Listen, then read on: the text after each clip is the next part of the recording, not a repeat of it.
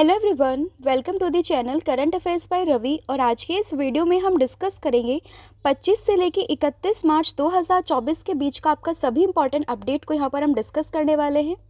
ये पूरी वीडियो आपके सभी एग्जाम के पॉइंट ऑफ व्यू से काफ़ी इंपॉर्टेंट होगी, तो उसको लास्ट तक ज़रूर देखिएगा। और at the end of the video मैं आपसे कुछ क्वेश्चंस भी पूछूंगी जिनके आंसर्स आप मुझे कमेंट सेक्शन में दोगे। तो बिना देरी करे शुरू कर लेते हैं वीडियो को। और आज की हमारी वीडियो का पहला क्वेश्चन है, मार्च 2024 में दुनिया के पहले ओम के आकार के मंदिर का उद्घाटन ये कहाँ किया गया है? तो देखिए, अगर हम बात करें दुनिया के पहले ओम आकार के मंदिर का उद्घाटन, तो ये हुआ है भारत में। कहाँ पर?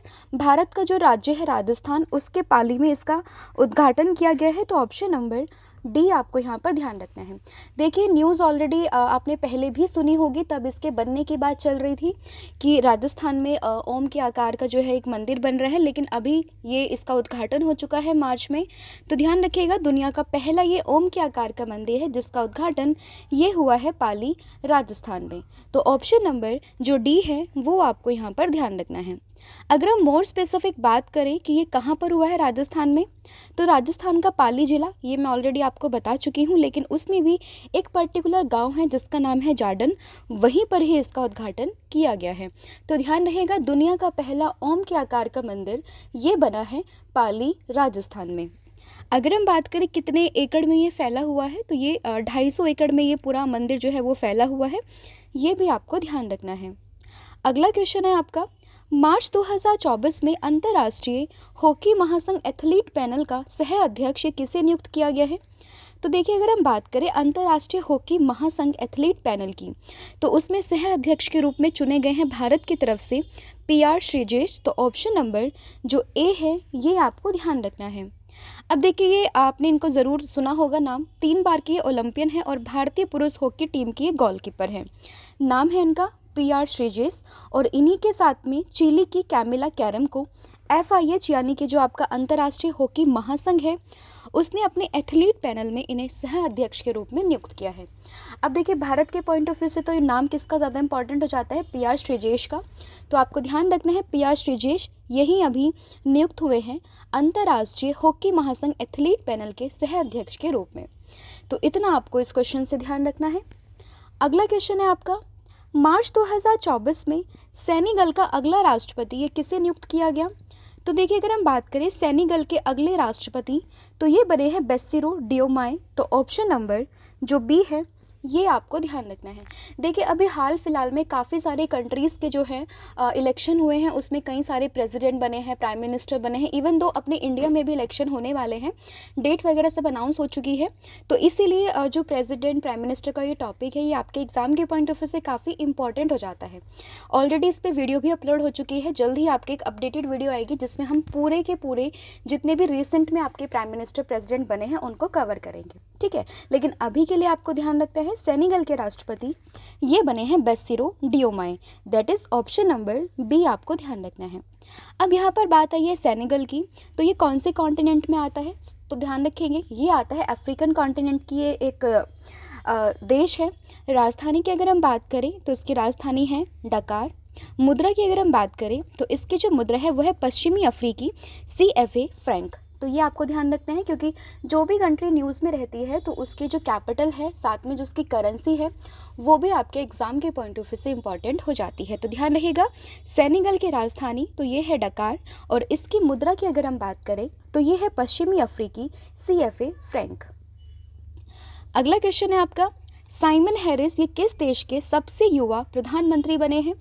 तो देखिए, अगर हम बात करें साइमन हैरिस की, इमेज में आप देख सकते हैं ये है साइमन हैरिस, जो अभी वर्तमान में आयरलैंड के सबसे युवा प्रधानमंत्री बने हैं। तो ऑप्शन नंबर डी आपको ध्यान रखना है।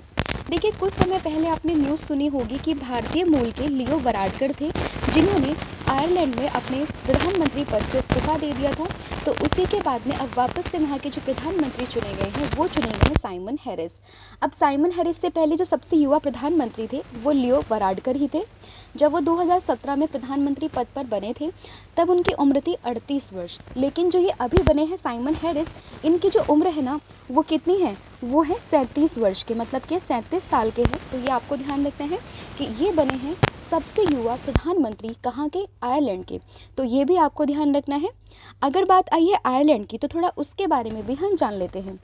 आयरलैंड की बात करें तो इसकी राजधानी ये है डबलिन। प्रधानमंत्री ये अभी मैंने आपको बताया, नाम है इनका साइमन हैरिस। और राष्ट्रपति की अगर हम बात करें तो ये है माइकल डी हिंगिस, और यहाँ की जो मुद्रा है वो इस्तेमाल होती है यूरो। अगला क्वेश्चन है आपका, T20 मैच में 12,000 रन बनाने वाले पहले भारतीय खिलाड़ी कौन बने हैं। तो देखिए अगर हम बात करें T20 इंटरनेशनल मैचेस में, वो भले ही आपका कोई भी फॉर्मेट में हो, लेकिन T20 मैच होना चाहिए, तो उसमें 12,000 रन बनाने वाले पहले भारतीय खिलाड़ी तो ये बन गए हैं विराट कोहली। तो ऑप्शन नंबर ए आपको ध्यान रखना है। अब देखिए आपने देखा होगा कि अभी फ़िलहाल IPL चल रहा है, तो IPL में जो ओपनिंग मैच था, यानी कि जो फर्स्ट मैच था, वो RCB वर्सेस किसका था, CSK का था। तो इसमें ही जो विराट कोहली है उन्होंने अपने 12,000 रन पूरे किए थे T20 मैचेस में। जैसे कि यहाँ पर लिखा हुआ है कि कोहली ने MA चिदम्बरम स्टेडियम में चेन्नई सुपर किंग्स और रॉयल चैलेंजर्स बैंगलोर के बीच में जो इंडियन प्रीमियर लीग 2024 का संस्करण था, उसी में ही ये उपलब्धि हासिल की है। दैट इज़ उन्होंने पूरे 12,000 रन अपने कंप्लीट कर लिए हैं। इसके अलावा अगर हम बात करें दूसरे नंबर पर कौन आता है, तो दूसरे नंबर पर आते हैं रोहित शर्मा, जिन्होंने 11,156 रनों के साथ ये दूसरे स्थान पर बने हुए हैं। ठीक है, तो ये आपको ध्यान रखना है। अगला क्वेश्चन है आपका, अमूल ने किस देश में अपना पहला अंतर्राष्ट्रीय कारोबार शुरू किया है। तो देखिए अमूल का नाम आपने काफ़ी सुना होगा। अमूल का बटर आता है, अमूल का घी आता है, घी बटर आता है, अमूल के दूध के पैकेट आते हैं, तो इसीलिए आपने इसका नाम ज़रूर सुना होगा। अब यहाँ पर क्वेश्चन क्या बना है कि अमूल ने किस देश में अपना पहला अंतर्राष्ट्रीय कारोबार शुरू किया है। तो उसका सही आंसर होगा आपका option number A, that is America. तो अमूल ने अमेरिका में अपना पहला अंतर्राष्ट्रीय कारोबार यहाँ पर शुरू किया है। तो देखिए प्रतिष्ठित भारतीय डेयरी ब्रांड है अमूल, जिसने अभी USA में अपने उत्पाद का निर्माण करके अपना पहला अंतर्राष्ट्रीय परिचालन शुरू किया है, जैसे कि मैंने आपको बताया। अगर हम बात करें अमूल ब्रांड की, तो ये गुजरात सहकारी दूध विपणन महासंघ के पास है, और इसकी जो टैगलाइन है वो है द टेस्ट ऑफ इंडिया। ठीक है, और इसके अलावा मैं आपको बताना चाहती हूँ कि जो इंडिया है वो पूरे वर्ल्ड में सबसे ज़्यादा जो है वो मिल्क का प्रोडक्शन करता है। मतलब अगर हम बात करें दूध उत्पादक देश सबसे ज़्यादा कौन करता है, तो वो करता है अपना देश भारत। अगला क्वेश्चन है आपका, प्रथम मगही उपन्यास जिसका नाम है फूल बहादुर, इसको अंग्रेजी में अनुवाद ये किसने किया है। तो देखिए अगर हम बात करें फूल बहादुर, तो सबसे पहले आपको ध्यान रखनी है प्रथम मगही उपन्यास है, जिसका अभी हाल फिलहाल में ही अंग्रेजी में अनुवाद किया गया है। किसके द्वारा, तो ये किया है अभय के ने। तो ऑप्शन नंबर जो डी है वो आपको ध्यान रखना है। देखिए मूल रूप से लिखा गया है जयनाथ पति के द्वारा, लेकिन इसको ट्रांसलेट किया है इंग्लिश में किसने, अभय के ने। तो दोनों ही नाम आपको इम्पॉर्टेंट है, याद रखने हैं कि इसके जो ओरिजिनल लेखक हैं फूल बहादुर के, वो हैं जयनाथ पति। और अगर हम बात करें ट्रांसलेटेड वर्जन की, जो इंग्लिश में ट्रांसलेट हुआ है, उसके जो लेखक है उनका नाम है अभय के। अब देखिए फूल बहादुर, जैसा मैंने आपको बताया, प्रथम मगही उपन्यास है जिसका अंग्रेजी में अनुवाद किया अभय के ने। 19 से लेकर 21 मार्च में एक एग्जीबिशन हुआ था, उसी में ही जो डिब्रूगढ़ विश्वविद्यालय अंतर्राष्ट्रीय साहित्य महोत्सव में इसको लॉन्च किया गया। अगर हम बात करें इसको मूलतः किसने लिखा है, तो जैसा मैंने आपको बताया जयनाथ पति ने इसको लिखा है। और ये बुक किसके बारे में लिखी हुई है, तो इस बुक में आपको बिहार का जो नालंदा जिला है उसके बिहार शरीफ शहर पर आधारित ये बेसिकली एक उपन्यास है। तो ये आपको ध्यान रखना है। अगला क्वेश्चन है आपका, मार्च 2024 में इंटरनेशनल एस्ट्रोनॉमिकल यूनियन ने एक भारतीय वैज्ञानिक के नाम पर एक क्षुद्र ग्रह जिसको हम बोलते हैं एस्ट्रॉइड्स, उसका नाम रखा है, उनका नाम क्या है। तो देखिए अगर हम बात करें इंटरनेशनल एस्ट्रोनॉमिकल यूनियन की, तो इसने अभी एक एस्ट्रॉइड्स का नाम रखा है, और वो एक भारतीय जो है वैज्ञानिक के नाम पे रखा है। तो आपसे पूछा है कि उन वैज्ञानिक का नाम क्या है, तो ध्यान रखिएगा उनका नाम ये है Jayant Murthy. That is option number A आपको ध्यान रखना है। अब आपके माइंड में आएगा कि वो एस्ट्रॉइड का नाम क्या है, तो एस्ट्रॉइड का नाम है 215884 जयंत मूर्ति। ये उस जो पर्टिकुलर क्षुद्र ग्रह है उसका नाम है, ये आपको ध्यान रखना है। अब यहाँ पर बात आई है अंतर्राष्ट्रीय खगोलीय संघ की, तो जो उसके अध्यक्ष हैं उनका नाम है डेब्रा एल्मग्रीन।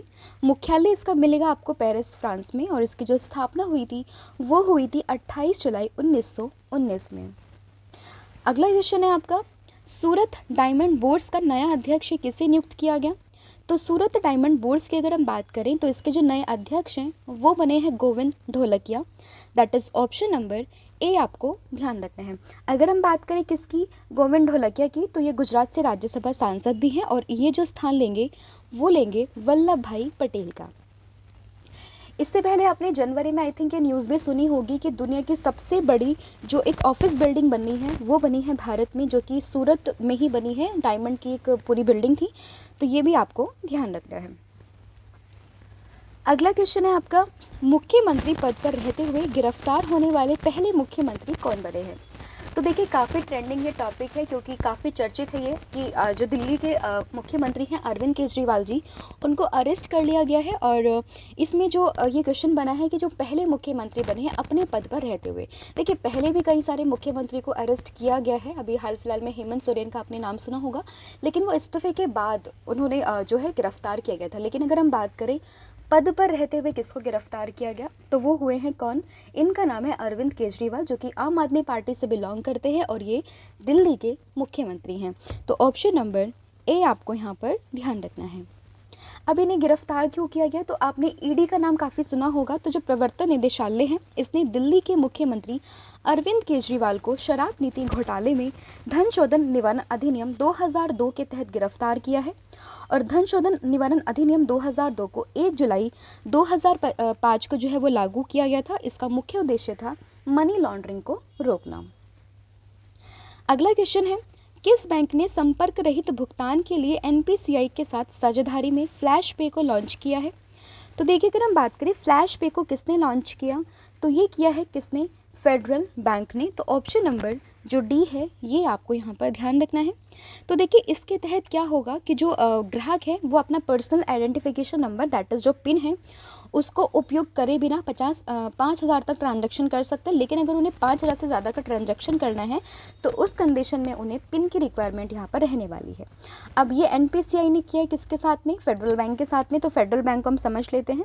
इसके जो सीईओ है वर्तमान में वो है श्याम श्रीनिवासन। मुख्यालय है इसका केरल में और जो इसकी स्थापना हुई थी वो हुई थी 1931 में।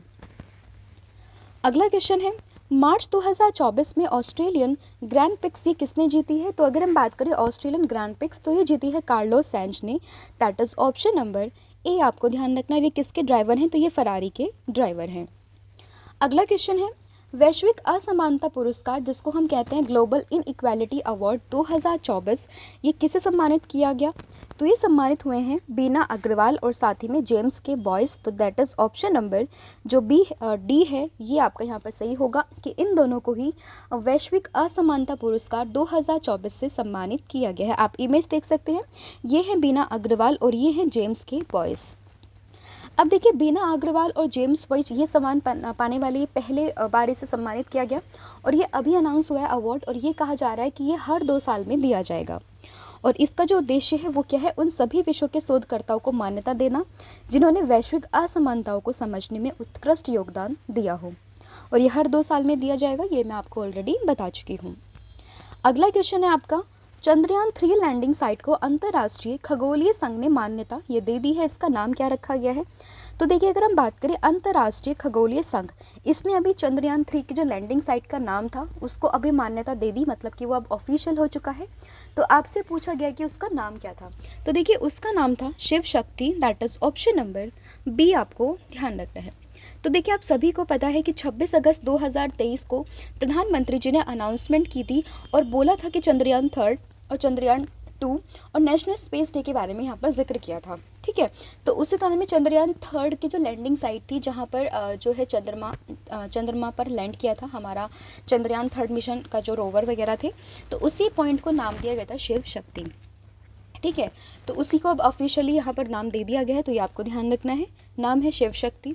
अगर हम थोड़ा चंद्रयान 3 के बारे में समझें तो इसको लॉन्च किया गया था 14 जुलाई 2023 को। अब आप मुझे कमेंट करके बताओगे कि ये भारत की तरफ से गया था, ठीक है, और ये चंद्रमा पर कब लैंड किया था, मतलब आपको वो डेट बतानी है और उस डेट को हम किस दिन के रूप में मनाते हैं ये भी आपको बताना है। ठीक है।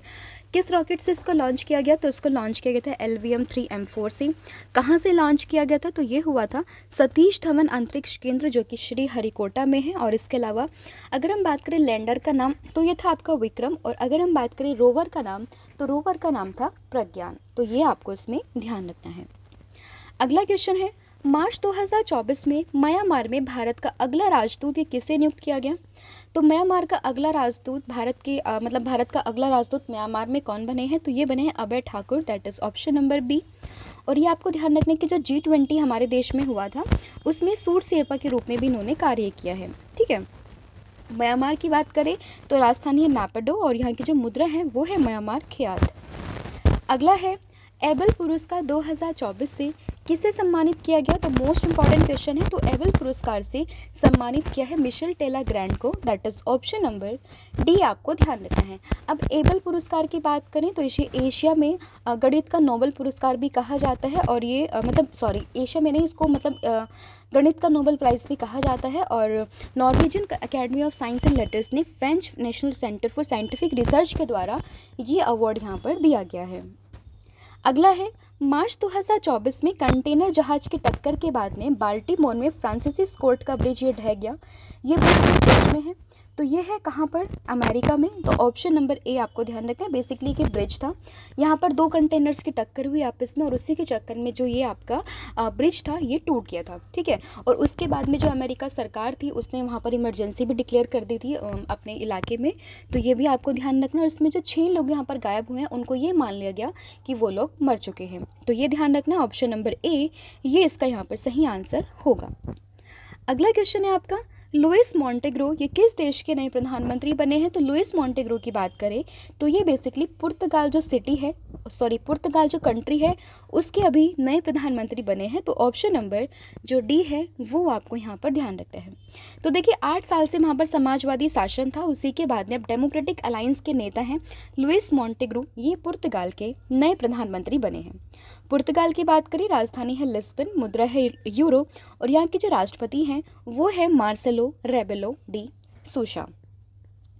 अगला क्वेश्चन है आपका, एवरीडे इंडस्ट्रीज इंडिया के नए ब्रांड एम्बेसडर कौन बने हैं? तो अगर हम बात करें एवरीडे इंडस्ट्रीज लिमिटेड के नए ब्रांड एम्बेसडर तो ये बने हैं Neeraj Chopra, that is option number A आपको यहाँ पर ध्यान रखना है। फिर है, मार्च 2024 में किस देश ने पहली बार मिस यूनिवर्स प्रतियोगिता में भाग लेने का निर्णय लिया है? तो देखिए मिस यूनिवर्स प्रतियोगिता की बात करें जो 2024 में मैक्सिको में होगी, तो उसी में भाग लेने का निर्णय ये लिया है सऊदी अरब कंट्री ने। तो ऑप्शन नंबर ए आपको यहाँ पर ध्यान रखना है। इसमें जो रिप्रेजेंट करेगी सऊदी अरब को उनका नाम है 27 वर्षीय मॉडल जो कि है रूमी अल काहितानी, जो कि सऊदी अरब को रिप्रेजेंट करने वाली है इस अंतर्राष्ट्रीय प्रतियोगिता में। ठीक है। और मैंने आपको बताया कि ये जो प्रतियोगिता है ये होगी कहाँ पर? मैक्सिको में। अगला क्वेश्चन है आपका, मार्च 2024 में लंदन के टेट मॉडर्न म्यूजियम में शामिल होने वाली एकमात्र भारतीय कौन बनी है? तो ये बनी है कौन? इनका नाम है Sonam Kapoor, that is option number C आपको यहाँ पर ध्यान रखना है। तो देखिए टेट मॉडर्न म्यूजियम ये है आपका लंदन में और इसी में एकमात्र भारतीय जो शामिल हुई है उनका नाम है सोनम कपूर। अगला क्वेश्चन है आपका, मार्च 2024 में पहला परमाणु ऊर्जा शिखर सम्मेलन का आयोजन ये कहाँ किया गया है? तो ये हुआ है आपका ब्रसेल्स जो कि बेल्जियम में है। तो ऑप्शन नंबर ए ये आपको यहाँ पर ध्यान रखना है। इसका जो उद्देश्य है वो ये है कि जो जितनी भी सरकारें इसमें भाग ले रही हैं उनको शुद्ध शून्य उत्सर्जन तक पहुँचने और सतत विकास को बढ़ावा देने के लिए परमाणु ऊर्जा का उपयोग करने के लिए एक रणनीतियों और योजनाओं को प्रस्तुत करने की अनुमति देना। अगला क्वेश्चन है, भारत पूरे देश में एक समान समय सुनिश्चित करने के लिए कौन सी घड़ी का उपयोग करेगा? तो पूरे इंडिया में सेम टाइम है, एक समान टाइम है, उसी चीज़ को सुनिश्चित करने के लिए भारत ये जो यहाँ पर घड़ी का उपयोग करेगा उसका नाम है एटॉमिक घड़ी, दैट इज़ परमाणु घड़ी। तो ऑप्शन नंबर ए आपको ध्यान रखना है। इसका उद्देश्य क्या है? तो देखिए अभी जो हमारे वॉचेज़ हैं, स्मार्टफोन होते हैं, घड़ियाँ होती हैं, लैपटॉप होते हैं, वो सभी जो है ना वो कहीं ना कहीं आपने देखा होगा ना, एंड्रॉइड्स में यूज़ होता है आपका यूएस बेस्ड प्रोटोकॉल यूज़ होता है। तो उसी चीज़ को सुनिश्चित करने के लिए वो आईएसटी यानी कि इंडियन स्टैंडर्ड टाइम पर बेस है। उसी चीज़ को सुनिश्चित करने के लिए वो अभी भारत अपनी खुद की एटॉमिक क्लॉक यानी कि परमाणु क्लॉक यहाँ पर बना रहा है।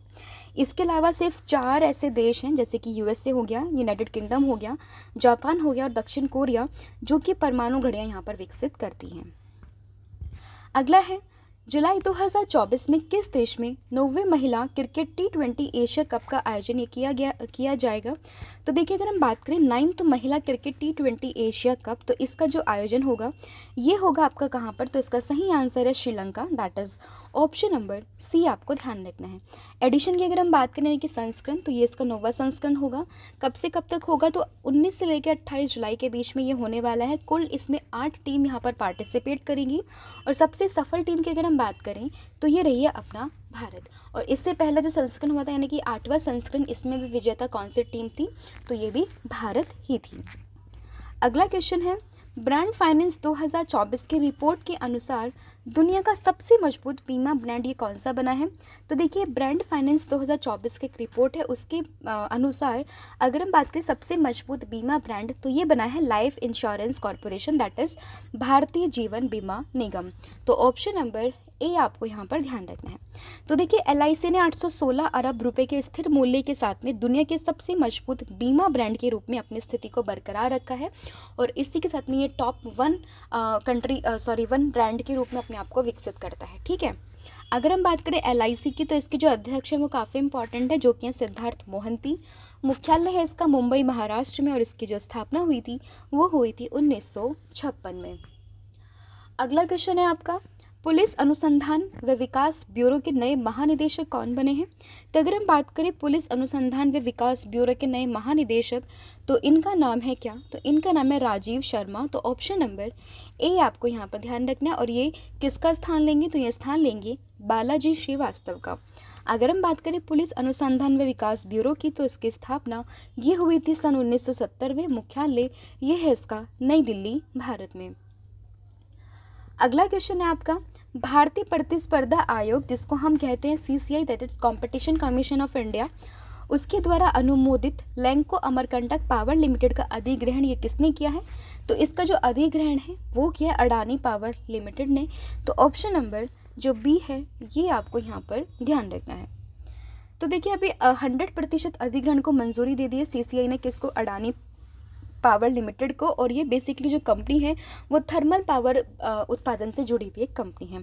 अगर हम बात करें CCI की, तो इसके जो अध्यक्ष हैं अगेन वो काफ़ी इंपॉर्टेंट हो जाते हैं, जिसका नाम है रवनीत कौर और इसका जो मुख्यालय है वो नई दिल्ली में है। उसकी स्थापना ये हुई थी 2003 में। मतलब बेसिकली एक एक्ट के थ्रू आया था, तो इसमें तभी ये एक्ट पास हुआ था, उसी के बाद में हुआ था। लेकिन हालांकि ऑफिशियली जो ये बोलते हैं कॉन्स्टिट्यूट हुई थी ये 2009 में बात करता है। बट आप ध्यान रखेंगे इसका जो अध्यक्ष है वो काफ़ी इंपॉर्टेंट है, तो नाम है इनका रवनीत कौर। अगला है, मार्च 2024 में तीसरी बॉक्सिंग सब जूनियर नेशनल चैंपियनशिप का खिताब किसने जीता है? तो अगर हम बात करें तीसरी बॉक्सिंग सब जूनियर नेशनल चैंपियनशिप, तो इसका खिताब ये जीता है हरियाणा ने, दैट इज़ ऑप्शन नंबर सी।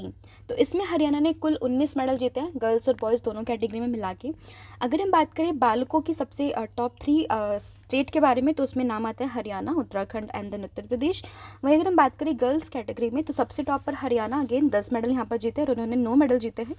और फिर आता है दिल्ली एंड देन महाराष्ट्र। अगला क्वेश्चन है आपका, मार्च 2024 में किस IIT ने बायोमेड प्राइवेट लिमिटेड को स्वाइन फीवर वैक्सीन तकनीक हस्तांतरित की है? तो ये की है किसने? IIT गुवाहाटी ने। तो ऑप्शन नंबर डी आपको यहाँ पर ध्यान रखना है। तो देखिए, भारतीय प्रौद्योगिकी संस्थान गुवाहाटी ने बायोमेड प्राइवेट लिमिटेड को अपनी तरह की पहली वैक्सीन तकनीक हस्तांतरित की है और इस क्रांतिकारी तकनीक में पुनः संयोजन वेक्टर वैक्सीन शामिल है, जिसे विशेष रूप से जो सुअर हैं और जो जंगली सुअर्स वगैरह होते हैं उनके क्लासिकल स्वाइन बुखार वायरस से निपटने के लिए डिज़ाइन किया गया है। फिर है, मार्च 2024 में कल्याण चालुक्य राजवंश का 900 साल पुराना कन्नड़ शिलालेख के किस राज्य में मिला है? तो ये मिला है Telangana, that is option number A आपको ध्यान रखना है। ठीक है, तो आपको ध्यान रखना है कि 900 साल पुराना जो ये कन्नड़ शिलालेख है ये मिला है तेलंगाना के महबूब नगर जिले के चेरचा मंडल में। फिर है मार्च 2024 में आईपीएल इतिहास का सबसे बड़ा टीम स्कोर ये किस टीम ने बनाया है? तो ये बनाया सनराइजर हैदराबाद ने। मुंबई इंडियंस के खिलाफ ये मैच था और तभी इन्होंने सबसे बड़ा अभी तक का इतिहास आईपीएल के इतिहास का सबसे बड़ा T20 स्कोर यहाँ पर बनाया है। ऑप्शन नंबर बी आपको ध्यान रखना है। कितने रन बनाए हैं बेसिकली? तो इन्होंने 277 रन बनाए हैं 3 विकेट खोकर और ये अभी तक का आईपीएल का सबसे उच्चतम स्कोर है। इसके अलावा अगर हम बात करें कि इन्होंने रिकॉर्ड किसका तोड़ा है, तो इन्होंने रॉयल चैलेंजर्स बैंगलोर का रिकॉर्ड तोड़ दिया, जिन्होंने साल 2013 में पुणे वॉरियर्स के खिलाफ 5 विकेट पर 263 रन यहाँ पर बनाए थे। अगला है मार्च 2024 में भारतीय सेना के द्वारा प्रथम सेना कमांडर सम्मेलन 2024 का आयोजन कहाँ किया गया? तो ये हुआ है नई Delhi, that is option number ए। लेकिन आपको ध्यान रखना है कि ये इस बार हाइब्रिड मोड पे हुआ है, दैट इज़ ये कुछ ऑनलाइन भी हुआ है कुछ दिन तक और कुछ दिन तक ये हुआ है ऑफलाइन। ठीक है, ऑफलाइन की बात करें तो ये हुआ है नई दिल्ली में और ऑनलाइन तो ये वर्चुअल मीटिंग यहाँ पर हुई है थ्रू दी वीडियो कॉन्फ्रेंसिंग। तो देखिए पहला जो इसका अब चरण हुआ है वो 28 मार्च को हुआ है। कहाँ पर? मतलब वर्चुअली हुआ है। उसके बाद 1 अप्रैल 2024 को ये नई दिल्ली में होगा फिजिकल तरीके से, मतलब आमने सामने बैठ के पार्टीज बात करेंगी, तो ये वैसे होगा। ठीक है, फिर है अंतर्राष्ट्रीय फुटबॉल में 150 मैच खेलने वाले पहले भारतीय खिलाड़ी कौन बने हैं? तो ये बने Sunil Chhetri, that is option number ए। फिर है किस देश ने चंद्र मिशनों का समर्थन करने के लिए QQIO-2 ये रिले उपग्रह को लॉन्च किया? तो ये किया है चाइना ने, that is option number B आपको यहाँ पर ध्यान रखना है। तो देखिए बेसिकली चीन के राष्ट्रीय अंतरिक्ष प्रशासन ने मार्च 2024 को चंद्रमा के दक्षिण से संचार का समर्थन करने के लिए चंद्रमा के चारों ओर एक अंडाकार जमे हुए कक्षा में इसको लॉन्च किया है और ये बेसिकली चांग-E6, चांग-E7 और चांग-E8 मिशनों का संचालन करने में समर्थन यहाँ पर करने वाला है। फिर है पृथ्वी के सबसे दूरस्थ बिंदु जिसका नाम है नीमो, यहाँ पर पहुँचने वाले दुनिया के पहले व्यक्ति कौन बने हैं? तो इनका नाम है Chris Brown, that is option number D आपको ध्यान रखना है। तो देखिए ब्रिटेन के क्रिस ब्राउन है, ये प्रशांत महासागर में दुर्गमता का महासागरीय ध्रुव यानी कि पॉइंट नीमो तक पहुँचने वाले इतिहास के सबसे पहले व्यक्ति बन गए हैं। और ये जो पॉइंट नीमो है ये कहाँ पर है? तो आपको ध्यान रखना है पैसिफिक ओशन में आपको देखने के लिए मिलेगा, यानी कि दक्षिणी पैसिफिक ओशन में आपको देखने के लिए मिलेगा। इसके अलावा देखिए हमारी 2 PDF हैं जिसमें कि आपको पॉलिटी की PDF मिलने वाली है। मोर देन 5000 क्वेश्चंस यहाँ पर हमने डिस्कस किए हुए हैं। इसके अलावा आपको करंट अफेयर की PDF भी यहाँ पर देखने के लिए मिलेंगी, जो कि आपका पूरा कंपाइलेशन रहने वाला है मार्च से लेकर फरवरी तक का। ठीक है, आप इसको भी परचेज कर सकते हैं। हालांकि अभी आपका मार्च का भी पूरा अपडेट आएगा, आप या तो तीनों का कंबाइन करके जो एक PDF आएगी आप उसको भी परचेज कर सकते हैं। लिंक आपको इन सभी के डिस्क्रिप्शन में अवेलेबल होगी, तो आप वहाँ पर जाकर आप हमारी वेबसाइट को विजिट कर सकते हैं। फिर डायरेक्टली आप गूगल कीजिए www.ravibooks.pdf.com। यहाँ पर आपको सभी PDF जो भी यहाँ पर अवेलेबल हैं वो सभी यहाँ पर मिल जाएंगी। इसके अलावा हमारा एंड्रॉयड एप्लीकेशन ऐप है जिसका नाम है रवि स्टडी IQ GK। यहाँ पर आपको करंट अफेयर के क्विजेस यहाँ पर हम सॉल्व कराते हैं। एक पेड कोर्स है जिसके थ्रू आपका पूरा जो करंट अफेयर है डेली 20 क्वेश्चन वहाँ पर डिस्कस होते हैं और यकीन मानिए इसके बाद आपको करंट अफेयर से डरने की कोई ज़रूरत नहीं, क्योंकि सभी वहाँ पर क्वेश्चन हम कवर कराने वाले हैं। और इसके अलावा जो भी ट्रेंडिंग टॉपिक आपके रहते हैं, टॉपिक वाइज जो क्विजेस रहते हैं वो भी वहाँ पर आपको अवेलेबल हो जाएंगे। आप इसको भी जाकर ज़रूर चेक कीजिए। नाम आपको सिंपल टाइप करना पड़ेगा प्ले स्टोर पर Ravi study IQ GK app, तो आपको डायरेक्टली वो जो ऐप है वो वहाँ पर दिख जाएगा। अदरवाइज़ आपको लिंक भी मिल जाएगी डिस्क्रिप्शन में, आप वहाँ पर भी उसको चेकआउट कर सकते हैं। अब वापस से आ जाते हैं अपने टॉपिक पर। तो देखिए मार्च 2024 में गरुड़ एरोस्पेस ने सीमा गश्ती निगरानी ड्रोन ये लॉन्च किया। इसका नाम क्या है? तो इसका नाम है त्रिशूल, that is option number D आपको ध्यान रखना है। इसका उपयोग क्या है? तो सीमा गश्ती निगरानी ड्रोन त्रिशूल का उपयोग लोगों की आवाजाही, प्राकृतिक आपदाओं को निगरानी और यातायात का आकलन करने के लिए यहाँ पर इसका इस्तेमाल किया जा सकता है। फिर है मार्च 2024 में किस न्यायालय ने मदरसा शिक्षा अधिनियम 2004 को असंवैधानिक, दैट इज अनकॉन्स्टिट्यूशनल यहाँ पर डिक्लेयर कर दिया है? तो ये क्या है? इलाहाबाद हाई कोर्ट ने। तो ऑप्शन नंबर ए आपको यहाँ पर ध्यान रखते हैं। तो इलाहाबाद हाई कोर्ट ने भी मदरसा शिक्षा अधिनियम 2024 को अनकॉन्स्टिट्यूशनल यहाँ पर डिक्लेयर कर दिया। इसने बोला है कि जो ये बेसिकली एक्ट है, ये अधिनियम जो है ये धर्मनिरपेक्षता के सिद्धांत के साथ साथ आर्टिकल 21A, आर्टिकल 14 इन सभी का उल्लंघन करता है। तो इसीलिए यहाँ पर बोला है कि ये इसको अनकॉन्स्टिट्यूशनल यहाँ पर डिक्लेयर कर दिया गया। इसी के साथ साथ जो UGC एक्ट है आपका, उसकी भी जो सेक्शन 22 है उसका भी उल्लंघन करता है। तो इन सभी एलिगेशंस के बाद इसको अनकॉन्स्टिट्यूशनल यहाँ पर डिक्लेयर कर दिया गया है।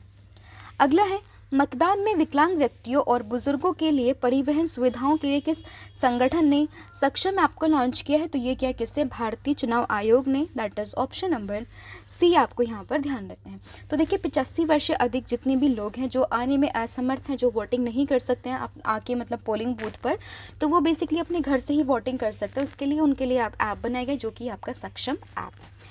अब अभी आपके माइंड में आएगा कि भारतीय चुनाव आयोग ने बनाया, इसके जो आयुक्त हैं वो हैं राजीव कुमार, और अभी 2 अन्य आयुक्त भी यहाँ पर नियुक्त हुए हैं जिनका नाम है ज्ञानेश कुमार और सुखबीर सिंह संधू।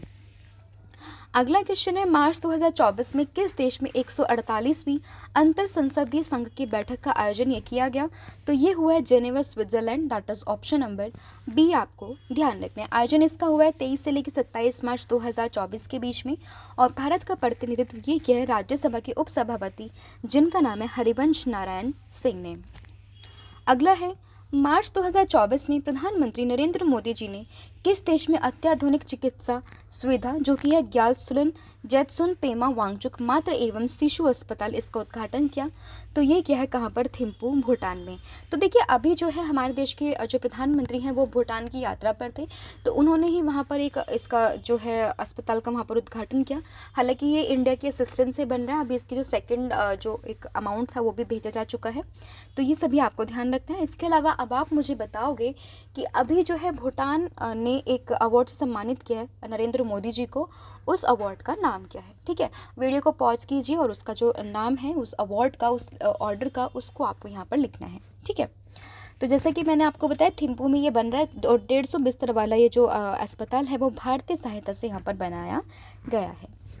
अगला क्वेश्चन है आपका, मार्च 2024 में भारत और किस देश के बीच में प्रथम विदेश कार्यालय परामर्श का आयोजन ये किया गया है? तो ये हुआ है आपका, ये आपको ध्यान रखना है, ये मॉरिशस नहीं, ये मॉरिशानिया है यहाँ पर। ठीक है, आगे मैं आपको दिखाती हूँ, ये है देखो आपका मैं लिख ही देती हूँ यहाँ पे, मॉरिटानिया। ठीक है, तो भारत और मॉरिटानिया के बीच में बेसिकली यहाँ पर पहला विदेश कार्यालय परामर्श का आयोजन किया गया, ये आपको ध्यान रखना है। और देखिए यहाँ पर लिखा हुआ है ना, भारत और मॉरिटानिया के बीच में ये पहला हुआ है कहाँ पर? नोवाकोट में इसका आयोजन किया गया। परामर्श के दौरान दोनों प्रतिनिधि मंडल ने आपसी हित के व्यापक द्विपक्षीय क्षेत्रों और वैश्विक मुद्दों पर रचनात्मक चर्चा यहाँ पर की है। फिर वर्ष 2024 में इंडिया मोबाइल कांग्रेस और विश्व दूरसंचार मानकीकरण असेंबली की मेजबानी ये कौन सा देश करेगा? तो ये करेगा अपना देश Bharat. That is option number D. अब कब करेगा ये क्वेश्चन आता है, तो ये करेगा 15 से लेकर 19 अक्टूबर के बीच में, और ये इसका संस्करण होगा 8वां। फिर स्वदेशी रॉकेट बनाने वाली भारत की दूसरी निजी कंपनी कौन सी बनी है? तो ये बनी है कौन सी? Agnikul Cosmos. That is option number B आपको यहाँ पर ध्यान रखना है। तो देखिए अग्निकुल कॉस्मोस ने अभी अपने एक प्राइवेट रॉकेट लॉन्च किया जिसका नाम है अग्निबाण, तो ये आपको ध्यान रखना है। और इसी के साथ में ये भारत की दूसरी निजी कंपनी बन गई है जिसने अपना स्वदेशी रॉकेट यहाँ पर लॉन्च किया। इससे पहले जो पहली कंपनी है उसका नाम है स्काई रूट एरोस्पेस। फिर न्यू इंडिया इंश्योरेंस कंपनी के नए सीएमडी कौन बने हैं? तो ये बने हैं Girija Subramaniam. That is option number D. New India insurance company की बात करें तो मुख्यालय इसका मुंबई में है, स्थापना 1919 में हुई थी, और इसके संस्थापक थे दोराबजी टाटा। फिर किस देश के डॉक्टरों ने पहली बार इंसान में सुअर की किडनी का सफल प्रत्यारोपण किया है? तो ये एक किडनी ट्रांसप्लांट की है यहाँ पर एक इंसान के अंदर, तो वो किया अमेरिका के डॉक्टर्स ने। तो ऑप्शन नंबर बी आपको यहाँ पर ध्यान रखना है। तो देखिए अमेरिका के मैसाचुसेट्स जनरल अस्पताल के डॉक्टरों ने बेसिकली यहाँ पर सुअर की किडनी का जीवित मानव रिक्स मेलन में पहला प्रत्यारोपण किया है। और इससे पहले आपने सुना होगा कि एक हार्ट ट्रांसप्लांट भी हुआ था, लेकिन कुछ समय बाद उस व्यक्ति की मौत भी हो गई थी। फिर मार्च 2024 में ऑस्ट्रेलिया ने SSN ऑकस पनडुब्बी के निर्माण के लिए किस देश के साथ में समझौता किया है? तो ये किया है किस किस के? अमेरिका और ब्रिटेन के साथ में। तो ऑप्शन नंबर जो डी है ये आपको यहाँ पर ध्यान रखना है। तो देखिए अमेरिका, ब्रिटेन और ऑस्ट्रेलिया ने इस पर हस्ताक्षर किए, और ये पनडुब्बी बेसिकली खुफिया जानकारी, निगरानी, पानी के भीतर युद्ध और स्ट्राइक मिशन के लिए सक्षम होंगी। फिर मार्च 2024 में किसने पहला वैश्विक कृत्रिम बुद्धिमत्ता संकल्प अपनाया है? तो ये किसने अपनाया पहला कृत्रिम बुद्धिमत्ता संकल्प? ये अपनाया है किसने? संयुक्त राष्ट्र महासभा। That is option number A. ये बेसिकली मानवाधिकारों की सुरक्षा, व्यक्तिगत डेटा की सुरक्षा और जोखिम के लिए एआई की निगरानी के लिए पहला वैश्विक प्रस्ताव यहाँ पर अपनाया गया है।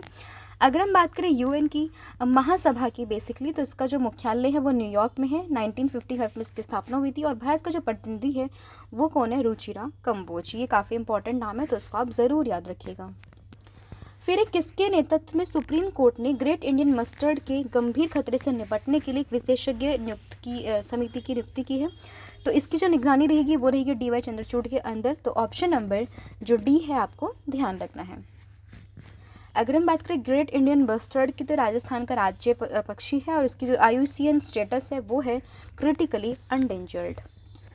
फिर है federal of Indian export organisation का नया अध्यक्ष किसे नियुक्त किया गया है? तो ये नियुक्त हुए हैं Ashwani Kumar, that is option number B. अगर हम बात करें federation of Indian export organisation की, तो इसके महानिदेशक और CEO हैं अजय साहे और इसके जो अध्यक्ष बने हैं वो बने अश्वनी कुमार। गठन हुआ था 1965 में, मुख्यालय इसका नई दिल्ली में। फिर है विश्व मौसम विज्ञान दिवस, ये कब मनाया गया? तो विश्व मौसम विज्ञान दिवस ये मना है 23 March, that is option number A. और इसकी जो थीम है वो आपके लिए इंपॉर्टेंट जाते हैं, वो है at the front line of climate action, that is जलवायु कार्यवाही की अग्रिम पंक्ति में। फिर शहीद दिवस कब मनाते हैं? तो शहीद दिवस मनाते हैं हम 23 मार्च, तो ऑप्शन नंबर ए आपको ध्यान रखना है। और इस दिन ही भारत के युवा स्वतंत्रता सेनानी जो कि थे भगत सिंह, शिवराम राजगुरु और सुखदेव थापर को फांसी पर लटकाया गया था, तो ये आपको ध्यान रखना है।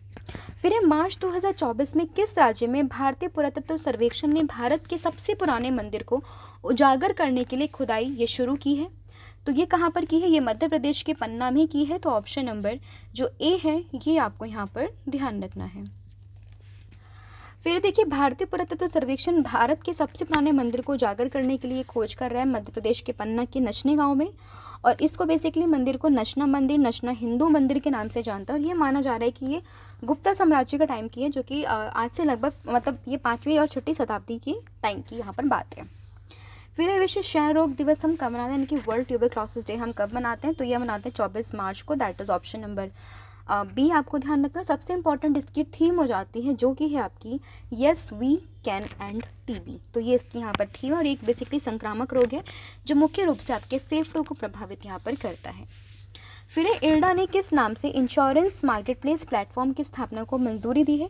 तो ये दी है बीमा सुगम को, that is option number B आपको यहाँ पर ध्यान रखना है। इल्डा की अगर हम बात करें, मुख्यालय इसका हैदराबाद में है। स्थापना हुई थी 1999 में और इसके जो अध्यक्ष हैं उनका नाम है देवाशीष पांडा। अगला है अंतर्राष्ट्रीय दूरसंचार संघ ने किस देश को अपने डिजिटल इनोवेशन बोर्ड के सह अध्यक्ष के रूप में चुना है? तो अगर हम बात करें अंतर्राष्ट्रीय दूरसंचार संघ ने किसको अपने डिजिटल बोर्ड के सह अध्यक्ष के रूप में चुना है? तो ये चुना है भारत को, ऑप्शन नंबर ए आपको यहाँ पर ध्यान रखना है। तो देखिए भारत के दूरसंचार विभाग के सचिव हैं डॉक्टर मित्तल, इन्होंने इसको रिप्रेजेंट किया है भारत को, और इसका उद्देश्य दूरसंचार और ICT क्षेत्रों में सहयोग को बढ़ाना और नवीन पहलों का पता लगाना। फिर है इरहा, ये किस देश की पहली आर्टिफिशियल इंटेलिजेंस AI आधारित फिल्म है? तो ये है भारत की, ऑप्शन नंबर सी आपको यहाँ पर ध्यान रखना है। इसमें जो है मतलब फिल्म में वो है रोहित बोस-रॉय, राजेश शर्मा, करिश्मा कोटक और साथ ही में रक्षित भंडारी, और ये अप्रैल 2024 में रिलीज़ होगी, तो ये भी आपको इसमें ध्यान रखना है। अगला क्वेश्चन है आपका, किस राज्य में भारतीय वायुसेना द्वारा देश का सबसे बड़ा हवाई सैन्य अभ्यास जो कि है गगन शक्ति 2024 का आयोजन किया जाएगा? तो ये होगा आपका पोखरण राजस्थान में, तो ऑप्शन नंबर बी आपको यहाँ पर ध्यान रखना है। और ये हर 5 साल में होता है, ये आपको ध्यान रखना है। तो ये ध्यान रखिए हर 5 साल में इसका आयोजन किया जाता है, और इस बार ये 10 दिन तक चलेगा और इसमें लगभग 10,000 वायु सैनिक यहाँ पर भाग लेंगे। कहाँ पर होगा? पोखरण स्थित फील्ड फायरिंग रेंज में इसका आयोजन किया जाएगा 1 अप्रैल से। फिर है विश्व रंगमंच दिवस, that is world theatre day, ये हमने कब मनाया? तो वर्ल्ड थिएटर डे ये हमने मनाया है कब? इसका सही आंसर है आपका option number C, that is 27 मार्च को हमने मनाया वर्ल्ड थिएटर डे।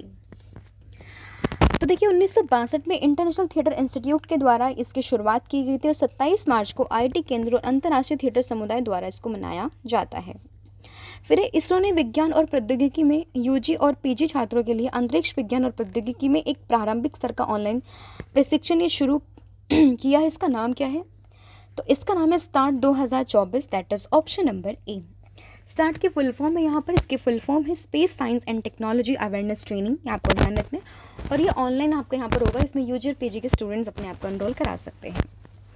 फिर है मार्च 2024 में रामकृष्ण मिशन के अध्यक्ष का 95 वर्ष की आयु में निधन हो गया। इनका नाम क्या था? तो इनका नाम था Swami Smaranananda Maharaj, that is option number D. तो देखिए रामकृष्ण मठ और रामकृष्ण मिशन के ये 16वें अध्यक्ष बने थे। अगर हम बात करें रामकृष्ण मठ की, तो एक हिंदू धार्मिक आध्यात्मिक और परोपकारी संगठन है जिसका मुख्यालय ये है आपका बेलूर मठ, पश्चिम बंगाल में, और इसकी स्थापना ये हुई थी 1897 में।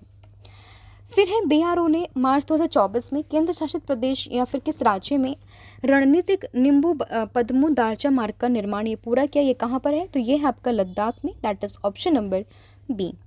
तो देखिए 25 मार्च 2024 को सीमा सड़क संगठन ने लद्दाख में रणनीतिक नींबू पदम दारचा सड़क का निर्माण ये पूरा किया। 298 किलोमीटर ये एक सड़क है, तो ये आपको ध्यान रखना है। फिर मार्च 2024 में जारी ह्यूरॉन इंडिया की 13वीं Hurun global rich list report के अनुसार कौन सा शहर एशियाई अरबपति राजधानी के रूप में शीर्ष स्थान पर रहा है? तो ये रहा है आपका मुंबई, तो that is option number A आपको यहाँ पर ध्यान रखना है। जारी करता है ह्यूरॉन ग्लोबल, जिसकी स्थापना हुई थी 1999 में, और इसका जो मुख्यालय है वो है शंघाई, चीन में। टॉप 3 शहर की बात करें तो पहले पर आता है मुंबई, फिर आता है बीजिंग एंड देन शंघाई। कौन सा राज्य 14वीं सीनियर महिला राष्ट्रीय चैंपियनशिप 2024 में शीर्ष स्थान पर है? तो ये है आपका Haryana, that is option number B. कहाँ पर हुआ था ये मैच? तो ये हुआ था major Dhyan Chand hockey stadium, Pimpri, Maharashtra में। विजेता है इसमें हरियाणा और उप विजेता तो ये आपका महाराष्ट्र है। फिर चुनाव आयोग ने चुनाव प्रक्रिया की निगरानी के लिए किस ऐप को लॉन्च किया? तो ये है आपका C vigil app, that is option number D. C vigil में क्या होगा कि आचार संहिता के उल्लंघन की रिपोर्ट करने की यहाँ पर अनुमति दी जाती है। आप उसमें बेसिकली अपने फोटो वीडियोस को अपलोड कर सकते हैं, और इसमें जो हमारे चुनाव आयुक्त थे राजीव कुमार, उन्होंने आश्वासन दिया कि 100 मिनट के भीतर इसकी जो है कार्यवाही की जाएगी। फिर किस राज्य में डोल जात्रा महोत्सव ये मनाया गया? तो डोल जात्रा महोत्सव ये कहाँ पर मना है? तो ये मना है आपका पश्चिम बंगाल, ऑप्शन नंबर डी। तो ये बेसिकली वसंत मौसम की शुरुआत का प्रतीक है, और ये त्यौहार भगवान श्री कृष्ण और राधा को समर्पित है। फिर आईसीजी का कौन सा प्रदूषण नियंत्रण जहाज फिलीपींस की मनीला खाड़ी की यात्रा पर है? तो ये आपका Samudra Pehredar, that is option number B. इसका उद्देश्य बेसिकली समुद्री प्रदूषण प्रतिक्रिया और समताओं का प्रदर्शन करना है, और फिलीपींस तटरक्षक के साथ में द्विपक्षीय सहयोग को मजबूत बनाना है। बैंक ऑफ महाराष्ट्र के नए एमडी और सीईओ कौन बने हैं? तो ये बने हैं Nidhu Saxena, that is option number सी।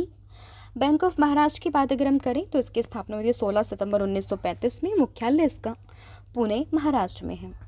फिर मार्च 2024 में केंद्रीय ग्रामीण विकास मंत्रालय ने किस वर्ष के लिए मनरेगा के तहत अकुशल श्रमिकों के लिए वार्षिक मजदूरी दर संशोधन को अधिसूचित किया? तो ये क्या है? साल 2024-25 के लिए, that is option number B आपको यहाँ पर ध्यान रखना है। मनरेगा की अगर हम बात करें तो इसकी जो फुल फॉर्म है वो है Mahatma Gandhi national rural employment guarantee act, और इसमें जो बेसिकली यहाँ पर 1 अप्रैल से ये लागू होगी, और इसमें जो अब मजदूरी मिलेगी वो मिलेगी 289 रुपीज़, जो पिछले बार के मुकाबले 28 रुपये ज़्यादा है।